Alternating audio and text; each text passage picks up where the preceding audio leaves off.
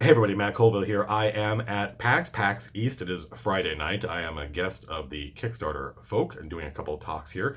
I was up late and someone on Twitter mentioned something I covered something I mentioned in an earlier video quite a while ago that I thought was worth uploading since it's been a while since we talked, and who knows when the next time I'll get a break is a short video on the subject of the Dungeon Master making stealth checks for the players. And this is one of those things where as soon as you hear about it, you either are intrigued or you think that is a terrible idea. The Dungeon Master should never be making rolls for the player.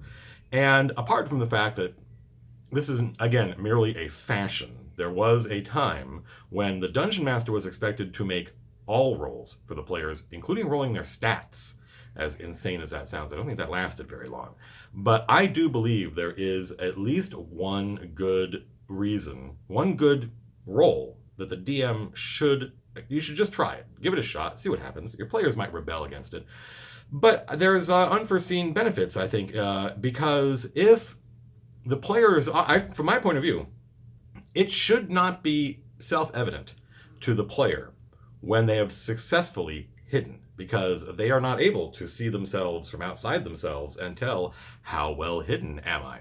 Maybe the other players, the other PCs, can do this. That makes a certain amount of sense, but typically that's not the situation. Typically, the stealthing player is sort of off on their own. And so not only is there, for me, a little bit of verisimilitude in the idea that your character does not know how well hidden they are. Right? You may know how good a bonus you have. In other words, you know how skilled you are at hiding. I know I'm very skilled at this because I'm a thief and I'm 9th level or whatever, so I know. But you don't know how well this circumstance is going to play out or how good your opponent is. So I think that's one reason for the Dungeon Master to make stealth rolls for the players. But there's another reason, and that is because it creates a ludonarrative harmony, right? Because now your character should be, if you're stealthing, the implication is that you're worried about somebody finding you. And that's your character's experience. Is you're trying to hide, you're trying to maybe move stealthily or hide, in a corner and get cover or something, and you don't know whether or not your enemy has seen you.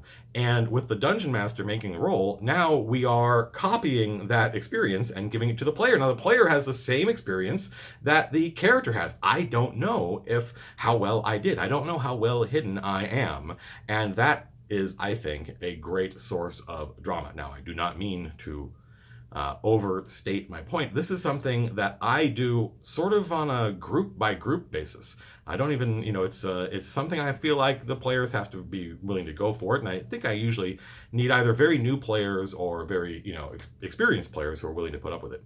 And I'm not, I know I said earlier, I'm trying to do this on one take. I know I said earlier, just give it a shot, try it, but you already know whether or not you think this is a good idea. I think typically as soon as people hear Dungeon Master make stealth rolls for the players, they give an immediate visceral reaction to that. And I'm just here, I'm not trying to convince you, I'm not trying to talk you out of that. You don't have to listen to me. You know your group and your players better than I do or ever will. But at least consider the fact that when you're making the stealth rolls for your players, that now they and their character are in the same state, which is actually quite rare. It's not usual for the players to feel like their lives are threatened when they're in combat, for instance, but now the player is wondering, are they going to see me? How good a job did I do hiding? And they don't know. There is one other instance I can think of, one other permutation of this that might be kind of fun that I've never tried, I just thought of. And it is sort of an edge case, but you can imagine a scenario where one player, let's imagine Anna. Let's imagine Anna's bard character, Alejandro de Modesto, is trying to hide, for whatever reason, and another player character, like for instance Lars's character, Sailor Bearmantle, is able to, knows that Anna's character is trying to do this. That would be an interesting situation. It has come up at least a couple times in games that I have run, where one character is trying to hide in a room with the other characters. And in that instance, I might allow Lars to make the stealth roll for Anna. And then it would be up to Lars to sort of communicate non-verbally, right? Anna doesn't get to see what the roll is, but Lars has to try to tell Anna that I can see you, right, without the bad guys picking up on that. And I think that would be this would be a very edge case scenario, but it just occurred to me and I thought it might be a lot of fun. This may be part of a larger issue, which is the nature of skill checks, and I think maybe still to this day, the fact that they sometimes, to me, feel like something grafted on to Dungeons & Dragons. which they are. The game existed and was fun for years without them. Because I've often been in scenarios, I used to think this was unique to my group until I went online and saw that it wasn't. I've definitely been in scenarios, both as a player and as a dungeon master, where one player has some flash of insight or has some cool idea or wants to know, do I know anything about this? And so the dungeon master asks them to make a roll. And typically you want to reward that player for being insightful or clever or being the one that thought of this, but the roll goes against them. And so now all the other players at the table want to try, even though they didn't have that flash of insight, or they don't have the background that that first character has, or they don't have a good reason to roll. They just all saw the result of that first skill check. And they know, oh, I can do better than that. And that's a scenario that I'm rarely happy with. And the way I typically combat it is I only ask for skill checks for people who are trained in something. But again, it feels very kind of kludgy. And maybe what I'm actually detecting is the fact that I should just be rewarding that player with an answer rather than asking for a roll. If the result of that roll could go against the player and then creates this degenerate case where other players who don't really have the same background or reason to make a check are just rolling because they saw the roll and saw it was bad. Maybe that means I shouldn't have asked for a roll in the first place. I don't know. I've been running the game now for quite a long time, and I still feel like I'm learning stuff all the time. So who knows what the answer to this is? I'm curious to know what you think. So that's it. I just wanted to upload a short video explaining my thought process on what I think is a somewhat controversial subject.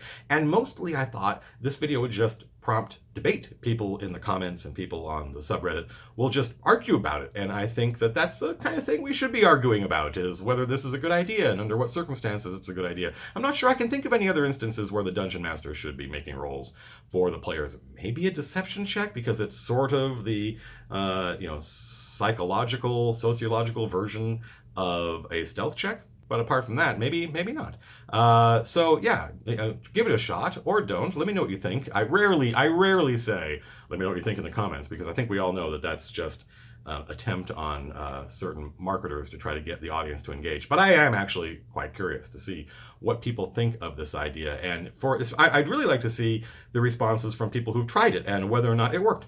Also, not this Saturday, the 7th, but next Saturday, the 14th, if I have my dates correct, 7 p.m. Pacific Standard Time, we're going to get on Twitch and we're going to do a real campaign building live stream, presuming that nothing weird happens between now and next Saturday. And we are going to build the Pantheon for the part of the world that my new campaign is taking place in, because A, I don't know the pantheon of Rioja. I think I know one or two gods, but I think I'm going to throw them out and start again.